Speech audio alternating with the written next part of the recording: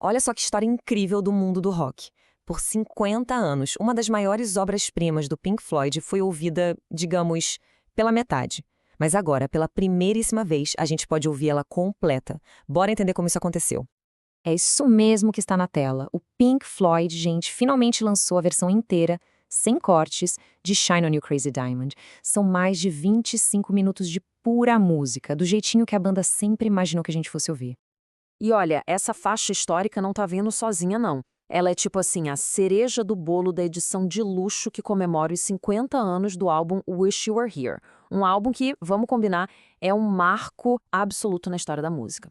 Ok, mas aí fica aquela pulga atrás da orelha, né? Por que uma música tão gigante, com 9 partes, foi cortada no meio? Por que a gente teve que esperar 50 anos para ouvir ela assim, inteira? Então, a resposta para isso é bem surpreendente. Não foi uma escolha artística, sabe? Foi, na verdade, por causa de uma limitação, uma barreira de tecnologia daquela época. Pois é, a música, com seus mais de 25 minutos, simplesmente não cabia de um lado só do disco de vinil. Era impossível tecnicamente. Ou seja, a banda teve que abrir mão da sua visão original por causa de uma limitação física do LP. E olha, não era uma música qualquer, mesmo. O próprio David Gilmour, o guitarrista, disse que essa era a canção mais pura do Pink Floyd. Ele falou que as ideias eram tão boas, tão fortes, que precisavam de espaço para respirar, sabe? Por isso que ela precisava de quase meia hora para se desenrolar por completo. Mas a história dessa música vai muito, muito além do tamanho dela. Tem uma inspiração, uma homenagem e uma história por trás que é, nossa, comovente e quase inacreditável.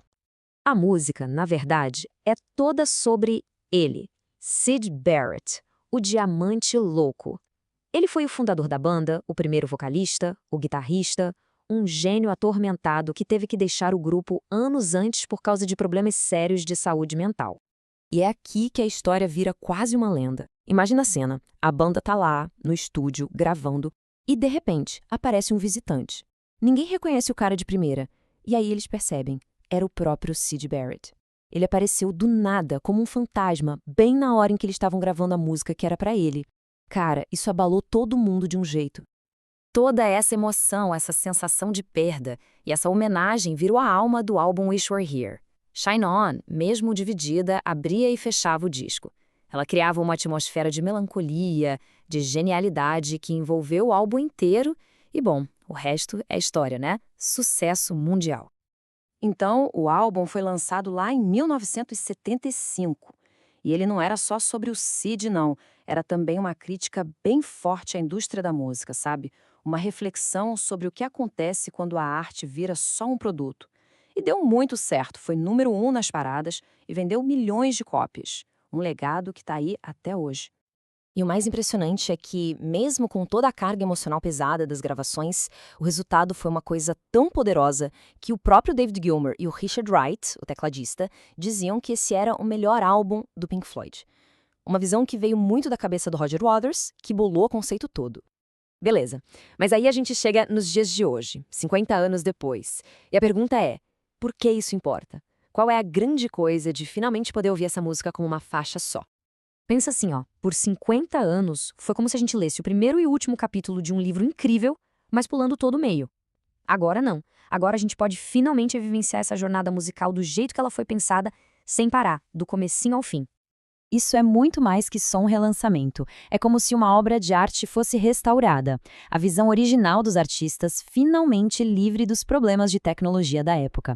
E olha, se curte saber dessas histórias por trás das grandes músicas, já aproveita o embalo e se inscreve aqui no canal Open News BR para não perder nada do que vem por aí.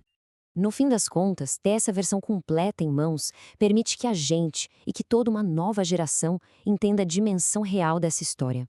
Uma história de genialidade, de perda, de amizade. E fica a reflexão, né? O que será que faz uma homenagem na música se tornar algo que atravessa o tempo, que é atemporal?